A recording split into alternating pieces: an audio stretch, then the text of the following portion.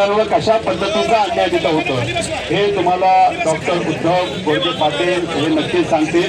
तुमचं चालतं, अन्नदात्याचं चालतं, सामान्य लोकांचं चालतं आणि तुमच्याच विचाराने आम्ही सर्वजण काम इथं करतो. पुढच्या विचार घेऊन जाण्याचं काम अन्नदात्याच्या आंदोलनाला सुरुवात झाली आहे. आपण जर पाहिलं तरी सध्या छत्रपती संभाजीनगरातल्या कॅन्डेट चौकामध्ये आहे. येथे रोहित पवारांच्या नेतृत्वाखाली शेतकऱ्यांच्या विविध मागण्यांसाठी आंदोलन सुरू आहे. आपण जर पाहिलं तर महाविकास आघाडीचे जे नेते आहेत, काँग्रेसचे प्रदेशाध्यक्ष हर्षवर्धन जाधव असो किंवा मग राष्ट्रवादी काँग्रेस शहर शरद पवार गटाचे विविध नेते रोहित पवार सुद्धा या मंचावर उपस्थित आहेत आणि मोठ्या प्रमाणात आपण जर पाहिलं तर शेतकरी सुद्धा आपल्याला इथे आल्याचं पाहायला मिळतं. हजारोच्या संख्येने शेतकरी आलेले आहेत आणि आता या आंदोलनाला सुरुवात झाली आहे. रोहित पवारांनी आता हे आंदोलन जोपर्यंत शेतकऱ्यांच्या मागण्या पूर्ण होत नाही तोपर्यंत आम्ही सोडणार नाही, मागे हटणार नाही आणि इथून उठणार नाही अशी घोषणा दिलेली आहे. आणि पाऊस जरी आला तरी पण आता इथून उठायचं नाही. शेतकऱ्यांनी तुम्ही पावसात भिजले तरी चालेल, मात्र या शेतकऱ्यांना तुमची कोणतीही किंमत नाही, त्यामुळे तुम्ही ते बसून राहा असे घोषणा सुद्धा रोहित पवारांनी शेतकऱ्यांना आवाहन केलेलं आहे. आणि दुसरीकडे आता शेतकरी सुद्धा मोठ्या प्रमाणात जमायला सुरुवात झाली आहे.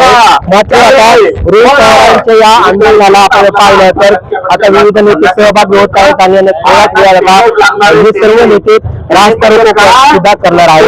रामबुदवंत महाराष्ट्र संभाजीनगर इथलं आपलं आंदोलन सुरू होणार आहे. अनेक नेते आलेले आहेत, आमदार संदीप भैया आलेले आहेत, भाऊ देशमुख आलेले आहेत, संतोषराव असतील, सर्वच पदाधिकारी आम्ही आपले जिल्हा अध्यक्ष विविध पक्षाचे आध्यात्मिक आघाडीचे असतील, सेवालाल महाराजांचे खरे भक्त व दिव्यांग बी आले साहेब, दिव्यांग आपले रमेश महाराज इथं आलेले आहेत विदर्भातून. जय शिवराज. त्याचबरोबर माजी आमदार दानवे साहेबांचं मार्गदर्शन आपण ऐकलं, राजा परकरांचं मार्गदर्शन ऐकलं, काकडी भाऊ इथं आलेले आहेत आणि असे सर्वच पदाधिकारी आणि आहेत. सुप्रियाताई 20 मिनिटावर आहेत. त्याच्याचबरोबर सपकाळ साहेब 25 मिनिटावर आहेत.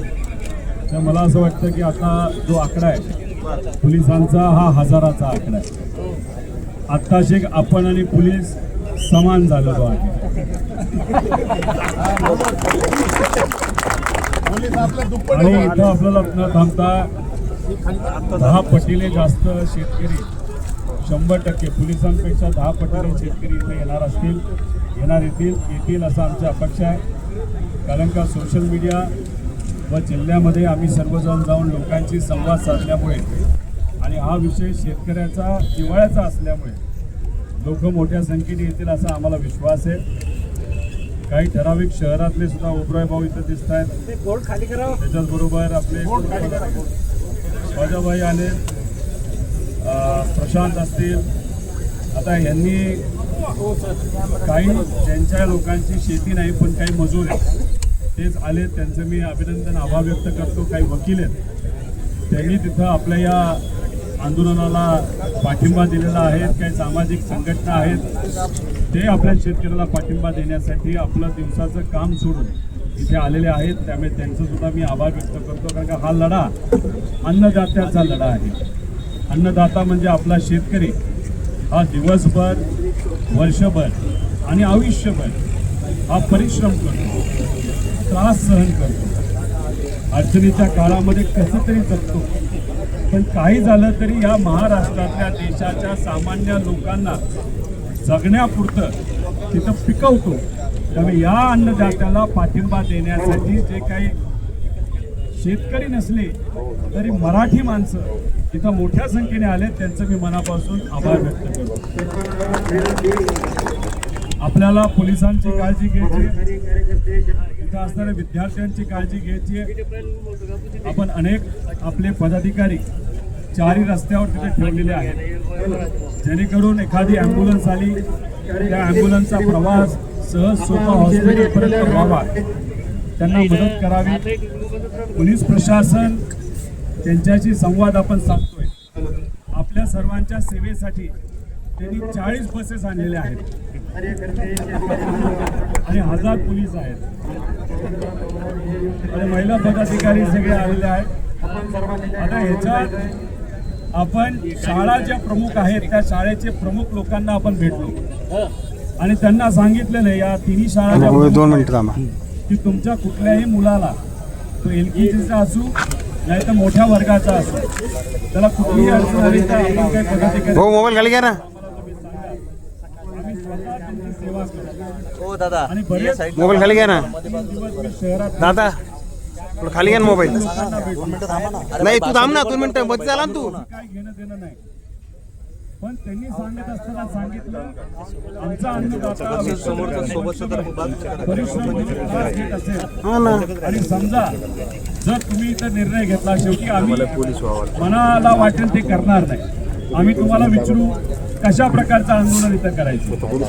आपण उपोषण करायचं, धरणे आंदोलन करायचं, रस्ता रोको आंदोलन करायचं, जेल भरो आंदोलन करायचं का काय असेल.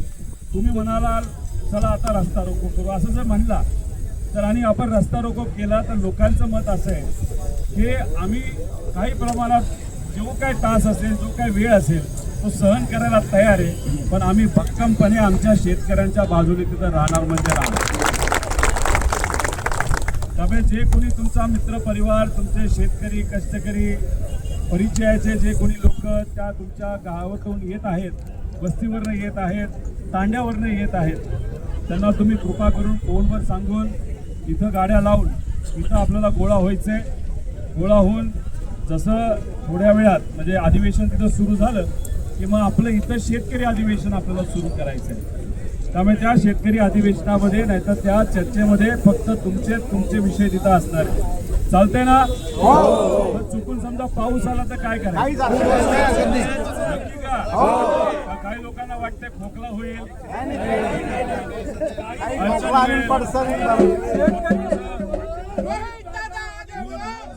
काय करायचं. समजा पोलिसांनी ठरवलं की आपल्या डांका मारायचं तर काळजी करू नका आम्ही पुढे असू.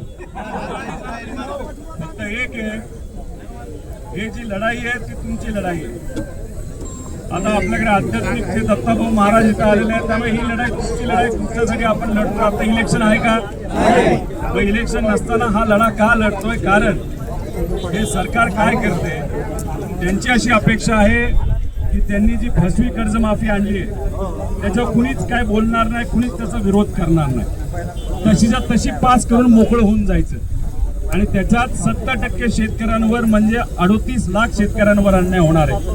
हा लढा किती लोक इथे येतील आम्हाला माहित नाही पण जी कुठली लोक येतील ते कोणासाठी लढतायत तर या महाराष्ट्रातल्या 40 लाख शेतकऱ्यासाठी तुम्ही लढणार आहात.